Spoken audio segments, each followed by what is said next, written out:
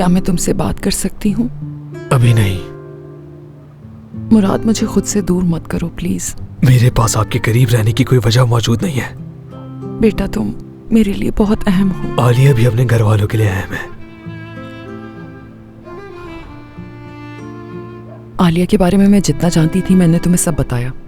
तारिक के पास काम करती थी वो, इसके अलावा मुझे कुछ नहीं मालूम था।